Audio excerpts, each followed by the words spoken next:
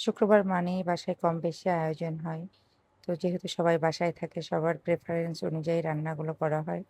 তো আজকে আমার বাসায় রান্না হচ্ছে ইলিশ ভুনা, লাউ চিংড়ি, হবে কলিজা ভুনা আরও গরুর মাংস রান্না করব। তো একটা, একটা করে শুরু করছি আরকি। এদিকে চুলায় লাউ চিংড়ি চলছে, ওদিকে ইলিশ ভুনা হচ্ছে। একসাথে আরকি অনেকগুলা কাজ করতে হচ্ছে। আমি খুব ফাস্ট কাজ করতে পারি। কারণ আমি ২ টা চুলা জ্বালিয়ে দিই, অনেক সময় ৩ টাও জ্বালিয়ে দিই যদি প্রয়োজন হয়। খুব ফাস্ট কাজ করে রান্নাটা শেষ করি। লাউর মধ্যে পেঁয়াজ বাটা এবং জিরা বাটা দিয়ে দিলাম। ওদিকে গরুর মাংস ওই পাশে হচ্ছে।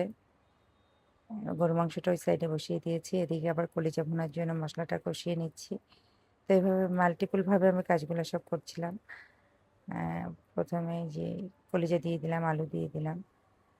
তো সবার প্রেফারেন্স অনুযায়ী কলিজা দিয়ে আলু দিয়ে ভুনা করলে আমরা ওটা রুটি দিয়ে খেতে ভীষণ পছন্দ করি। অনেকেই হয়তোবা ভাত দিয়েও খায়, আমরাও ভাত দিয়ে খাই কিন্তু রুটি দিয়ে সবাই বেশি পছন্দ করে। তো ভাবলাম স্যাটারডে সকালে এটা সবার হয়ে যাবে এইজন্যই করে রাখলাম মূলত। কারণ সকালে উঠে এত ভারী রান্না করতে একটু হ্যাসেল হয়ে যায়।